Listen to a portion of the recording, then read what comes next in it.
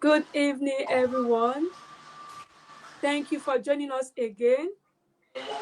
Welcome to the 10th edition of Education View and Opinion, where your views count and your opinions matter. Welcome to our 10th edition. So, this is our 10th edition, and the topic for our conversation today is teacher retention strategies, reducing teacher turnover, and promoting learner success. And as usual, I have with me my teammate, Mrs. Chinaza Pupola. And today we have the special privilege of having a school growth strategy with us, Miss Juliet Bosho. Miss Juliet Bosho, you're welcome. Please say hello Thank to our you. viewers. Hi, everyone. Hi, thank you so much. Miss Pupola, please say hello to our viewers. Hello, viewers. You're welcome. And I hope we have a wonderful section of enlightenment. You're welcome. Yeah, amen. Okay, thank you everyone. Thank you for joining us and would like you to like this live, share it, comment, and also if you have any question, please you can ask us. All right, you can drop it in the comment section. And if you like to send us a message on WhatsApp, you can send it 08068142524.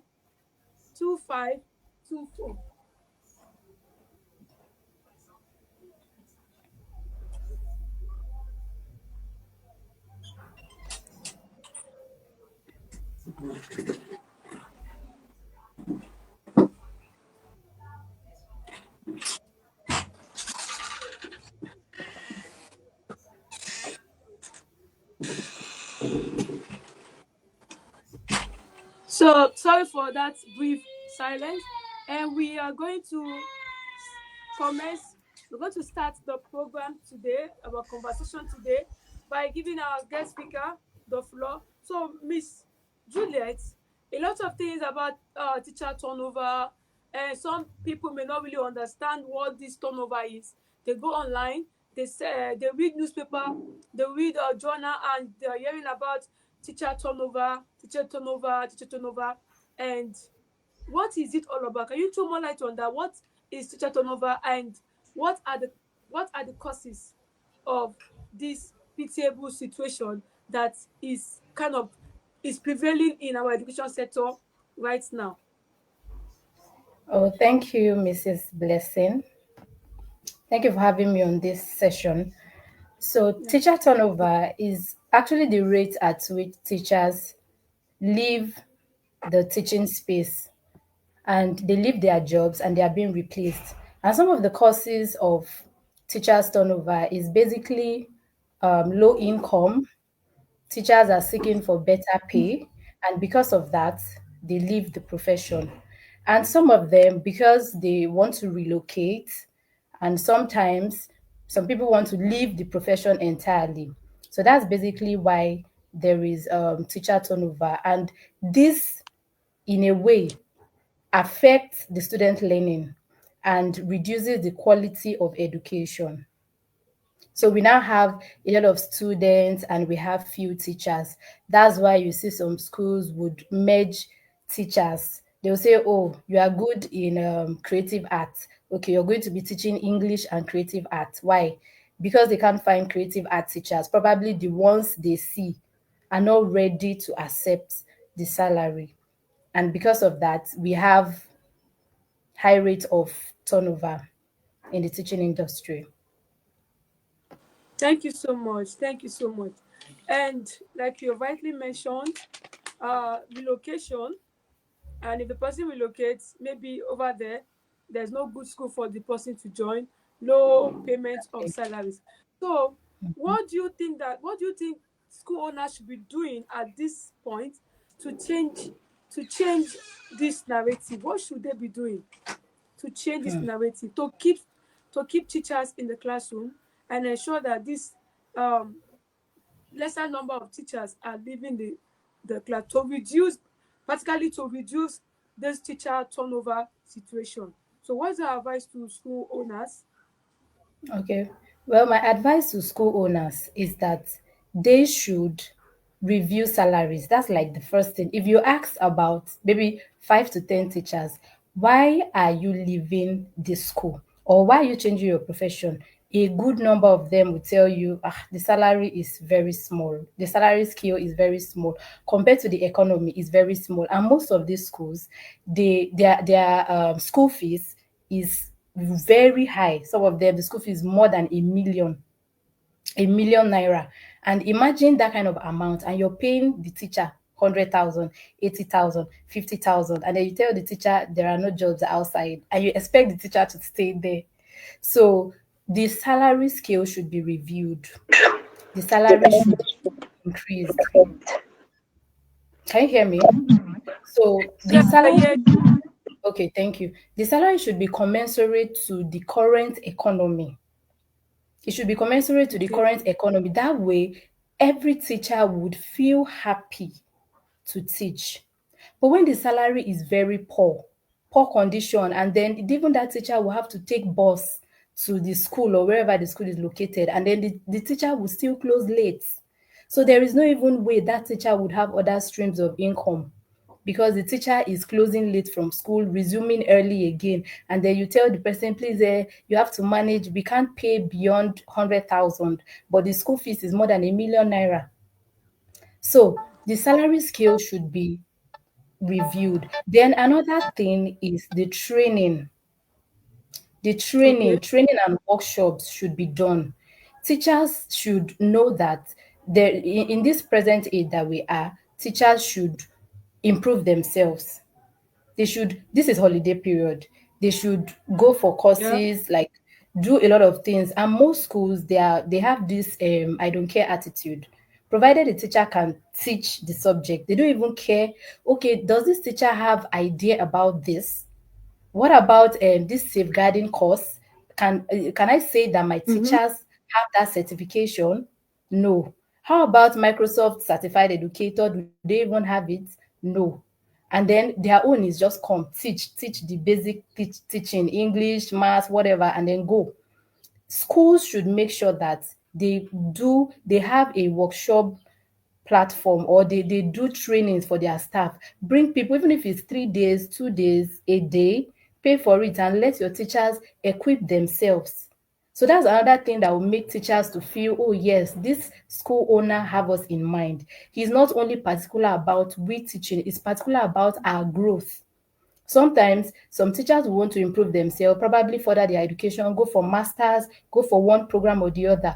But that teacher cannot even go. Why? You've overloaded that teachers with a lot of work. Some of them are teaching a lot of subject that they can't even have time for their personal self. They can't even say, oh, I want to further my education, I want to go for masters. I can't even go for my exams. Why? Because I have to teach and I have to be here 2 4. Like I have to be in school from maybe 8 a.m. to 5 p.m. to 6 p.m. How will that teacher have time for his or her personal growth? So there should be training and workshops, and also there should be an improved condition, working conditions. There should be an improved working condition where every teacher is really happy in class. You're in class and then the AC or probably the fan is not working and the teacher is even Mm. sweating. The students are like, they are complaining, they are screaming, they are making noise. What will you expect? That teacher is already feeling so bad. Like, how am I teaching in this kind of condition? The working condition is so bad. The school is, they are dragging their feet to repair some amenities that are not working well. So there should be a Mm. working, a good classroom condition where the teacher would own the class and the students are feeling happy. You can't be controlling a class, I mean the students, and at the same time you're trying to make sure the projector is working well, or you are looking, there's no marker in this class. That teacher's class is already disrupted. Like you've just spoiled Mm. the day of that teacher because the teacher will use 30 minutes to start fighting projector, to start looking for marker, to start doing, oh, I don't even have marker. And then you go to meet the school owner, excuse me, sir, there is no marker in class. Go and buy marker. Maybe you have money. That's why we are paying you. And that Mm. teacher comes back after getting that marker and it's just 10 minutes to the end of the class. There is no good working condition. So these are the things that school owners should put in place and make sure that there is improved working conditions. And another thing is that teachers should be involved in decision making. In a school where the owner of the school can just stand up one day and say, oh, okay, henceforth, you guys, you don't do this, henceforth, you don't wear this, henceforth, you don't. And then the teachers are like, eh, which one is this one again? This man did not even ask us any question. He did not even like, he's just making rules. So every school owner that wants their school to thrive should always include their staff, their teachers in decision making process. Ask them questions. What do you think we can do as school owners? How can we improve our school? How can we be the best in this environment, in this community? And you'll be shocked that a lot of teachers have great ideas to move the school forward. They have ideas that are mind blowing, but because the school owners probably do not give the teachers a good condition to speak, that when the man comes or the woman comes, everybody is on their feet. It's as if they are walking on eggshells. Everybody's afraid because, oh, the school owner is here. They can't have good rapport with you. You are around and everybody's heart is beating. They are looking forward to when you are going to be out of the school. They are looking forward to when you even travel so that we don't even get to see him. That man, eh? So decision making should, everybody should be involved. I'm not saying that if they want to do something, there shouldn't be a little bit of a private talk with maybe the board of directors. Yes, there should be, but the teachers should have a say in the decision making. Make them feel among, make them feel loved, give them a sense of belonging and value. And lastly, I would say that they should be recognized and they should be rewarded. There should be a platform where you celebrate your teachers. No matter how you feel, oh, we don't have money, we don't have this, even a little, oh, thank you, Mr. So and so. Thank you, Mr. Abalade. Oh, you taught so well. Oh, I enjoyed your class. Oh, the student love your teaching. The teacher is smiling and feels like, oh yes, today is fulfilled. I feel fulfilled as a teacher. So there should be a platform where you reward your teachers, where you make them feel, yes, what you're doing in my school, I appreciate it. Reward them, celebrate excellence. That way you are boosting the morale even of other teachers that feel lazy and they're at the back. They feel, wow, they just rewarded this teacher this. Oh, next year I want to be the best. Next year I want to get this award. And everybody's on their toe. Everybody's working towards excellence. So there should be reward and recognition of the teachers and what they are doing. They should make them feel loved and happy. Yeah. Thank you so much. Thank you so much, Miss Juliet. Thank you, Few ma'am. points that I noted down while you were speaking. School owners should review salaries of teachers. Very Yes, important. Very, very important. But we know that salary is not the only thing, it's not the only thing that makes teachers stay in a school, but it is also very, very important because of our economy. Everyone need a very good source of income to cushion the inflation, to cushion the economy economic inflation. Also, you also mentioned promoting teachers development. That is very, very key. That is essential. And also, improve condition of learning, improve improved working condition, improved working condition. And also the school owner should get the teachers involved in get them involved in the day-to-day activity. Okay, Mr. Quadri, would you like to add anything to what our guest speaker has spoken about? You're a school leader yourself.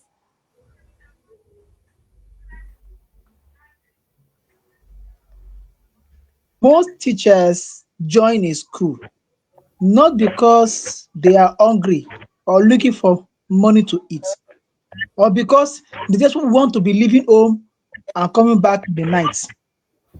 They are looking for where they will improve themselves, where they'll be challenged to grow, to add more to their knowledge, where they will be, shake, and where they'll feel like, oh, it's like, in fact, I don't even know anything. I need to go extra mile, do more, know more. You understand? So schools that have a development and growth plan for themselves. Once a school has, let me say, maybe every 2 years, you have to review and audit everything you are doing, and you have to, look at how are things done in your area, in your industry, so that you can improve. You understand? Also, schools that have such plan will have plan for their teachers, because you cannot invest on material things without also investing on human resources too. You understand? Because it is this human that will make use of these resources that you have. So so teachers also look for schools that invest in their material resources too. Furthermore, schools should endeavor. Most schools don't have system and structure. If you look at big schools in Ogun State here, or Lagos State, or let me say Southwest, no matter how much you are paying teachers, teachers will leave. So that's where you get to understand that it's not about their pay or remuneration. It's about what schools should have system and structure. What do I mean by system and structure is that you have a method, you have your own way of doing things, your own way of making sure your students have aid.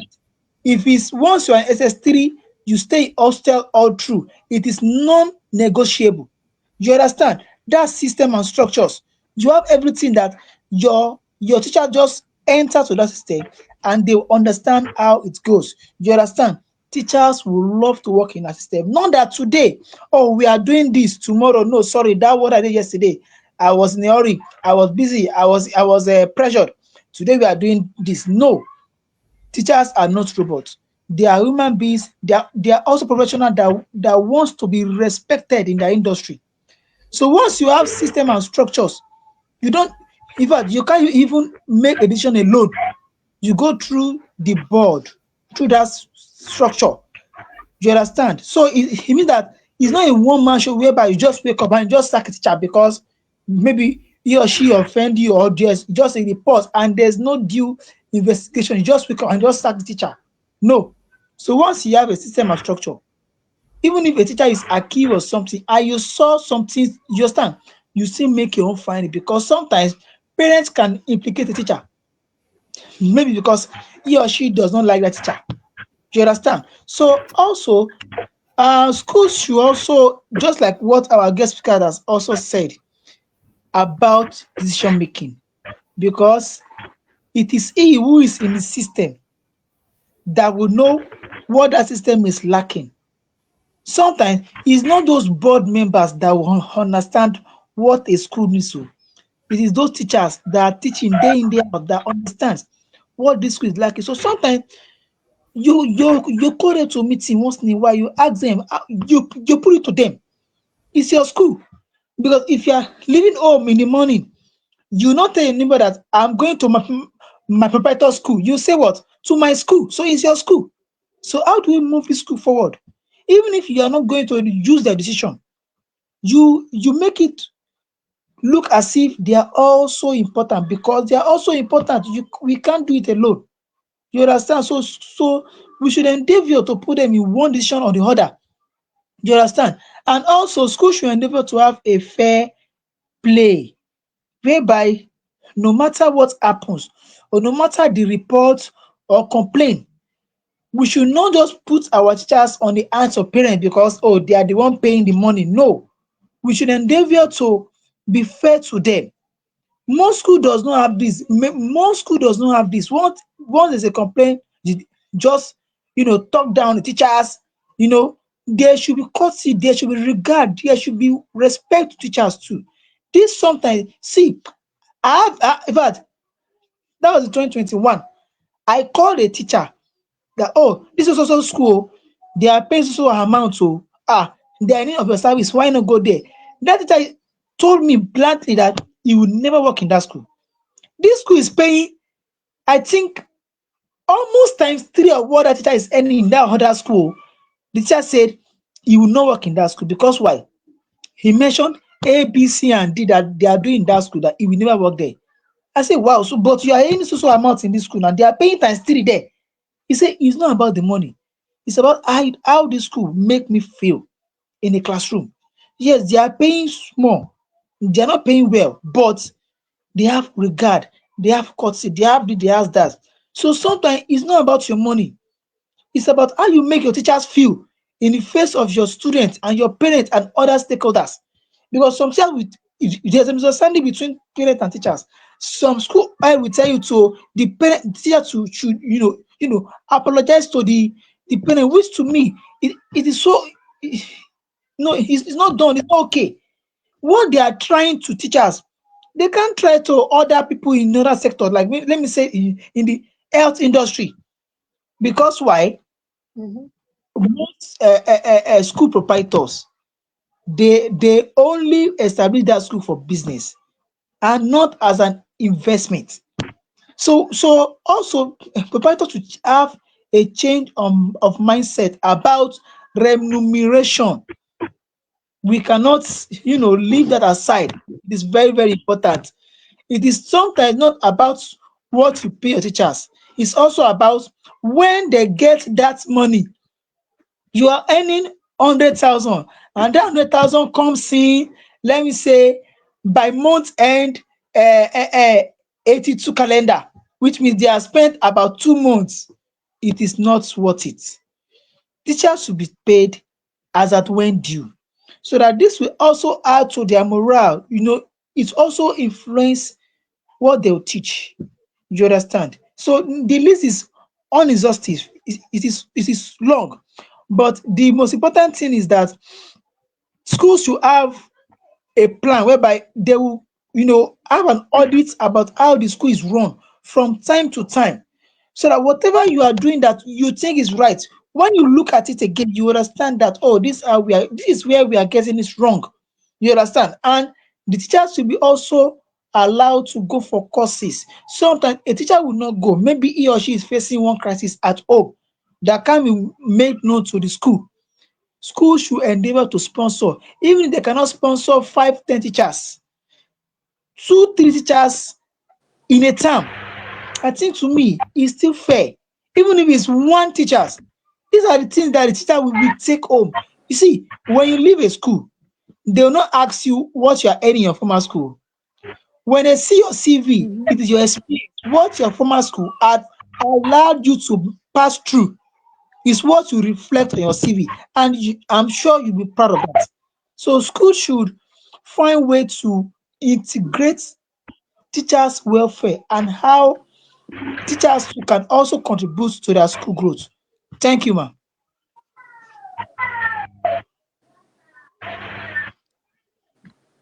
Thank you so much, Mr. Quadri. That was very insightful.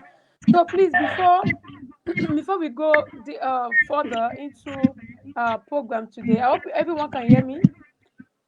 Yes, yes, yes, ma'am. Okay, before we go further, I would like to read the profile of our guest speaker. She's Miss Juliet Senemi Beso. So Miss Juliet is a seasoned school growth strategist, certified educator, business administrator, and customer relations expert. She holds a degree in business administration, a postgraduate diploma in education, and a Microsoft certified educator. Juliet also holds a professional certification in customer relationship management, and she is a proud fellow of the Cherry Blair Mentorship Program for Women. With a career that blends education with business administration, Juliet currently serves as both an educator and a business sector. Her deep passion for education and school transformation led her to create the School Growth Webinar, an annual platform dedicated to helping schools thrive. Last year's edition, From Empty Seats to Full Classes, empowered school owners with proven enrollment strategies. This year's theme, retention and inclusion, strategies that transforms school owners, is set to equip educators with actionable tools to foster belonging and long-term student engagement. So this is our guest speaker for today. We really appreciate you. Sorry, I did not read her profile at the beginning of the program. So that's why I had to take us back so that I can read the profile. So welcome, Miss Juliet. Sorry about that. Thank you, Welcome. ma'am. We appreciate Sorry. you for joining us. Thank you. All right. Thank you so much. So while Mr. Yusuf was speaking, I wrote something down from what he was saying. He said ownership mindset. That was how I summarized everything he said. Ownership mindset. When school leaders relate to teachers and create an environment made that make the teacher that makes the teachers to understand that this school in our own, now we get them. So when teachers come to school in the morning and they understand that where I'm going to, that is where my bread is, it is for everyone. The mindset they will bring to their classes will be different. If they have a mindset that, oh, they're just working here as slave, that will not allow them deliver. And if they have any opportunity to leave, they will leave that school. So helping teachers to develop ownership mindsets is very critical to reducing teacher turnover and promoting learner success. So before I go back to my guest speaker, Ms. Chinaza, so when we were talking, we spoke, Mr. Yusuf added his voice to the issue of how school owners can reduce teacher turnover. So we'd like you to share just in 1-2 minutes, share your contribution. Then we'll go back to our guest speaker. Okay, going by experience, I'll say that before you as a teacher, you have that mindset ownership. There has to be some laid down um, care for the teacher already. Do you understand? Now, if I'm going to the school every day and I'm having this mindset of, you know, this is my school, this is where I take my daily bread, this school is mine, I must have enjoyed some benefits. Do you understand? I must have felt, loved, that sense of belonging. Do you get? Like, I know that this school, they have my interests. Are you getting me? Are you getting me? That means this school, they have my interest, my best interest at heart. Everything about me, they care. I can always go to the manager. I have so and so. I need help. I need this. And they're all around me. Are you getting me? They rally round. They are there with me. Okay, a teacher in the school wants to get married and the school comes together. The management is at it. Everybody, such excitement, such enthusiasm, from the management. I must have had that feeling, that sense of belonging before I will say, okay, I'm going to my school. I'm going to my family. Are you getting me? So I should say that sense of care. I read something this morning and somebody was like, in a teacher's forum, a group, and somebody was like, she posted, she was like, let me give you a tip. As we are resuming as teachers, maybe you are going to a new school, let me give you a tip. Don't go there and start doing oversabi. Just slow down, take your time. So that, when I was reading this, I was like, okay, where is this coming from? Because I know most times, if you're not up and doing, like you need to bring in your A game when you're just coming into a school. Because there are a lot of things this management they are looking for. So when you don't bring in your A game, is it at second term you start, okay, now they don't know me much. Let me start, when she brought that tip and people were, a lot of comments were like, oh, well done and all that. She was like, she's talking from experience when she entered the school and she got to a new school. She was doing energy, and they started gossiping about her and everything. Then somebody an old teacher came to meet her and was like, girl, calm down. We don't do things here. When you come, you study the environment. I said, okay, fine. You need to study the environment. But what's now the tip you are giving people that when you go, don't bring in your A game. Just wait. Study. Maybe first time, don't really put energy. So that they will not know that, this person sabi something, or this person get energy. He said, why? Because if you do that, are you getting me? He said, if you do that, they will carry all the workload on you. And I was like, no. When I read it, I didn't comment, but in my mind, I was like, it's not possible. Are you trying to tell me that if I'm assigned to a grade 1 class, because they see that I'm active, they will not say, okay, you take grade 1 and grade 2, or they will give me a tax outside the contract scheme. Do you understand? So, teachers, like, they have that mindset. Imagine what old staff told her, the colleague, that you should calm down. We don't do like this here. They have experience. Such people, I would say they have a mindset of, I'm just here for the money. Are you getting me? We can teach our Yeah. nobody want here and do it. You just take it slow and up. Okay. Now we're talking about teaching. You are teaching children. So if you don't bring in your ethics, if you don't bring in what you, how can so I must have this sense of ownership. And having this sense of ownership, it has to come from what the management is giving to me. Imagine someone is doing wedding and they don't care. Someone lost his or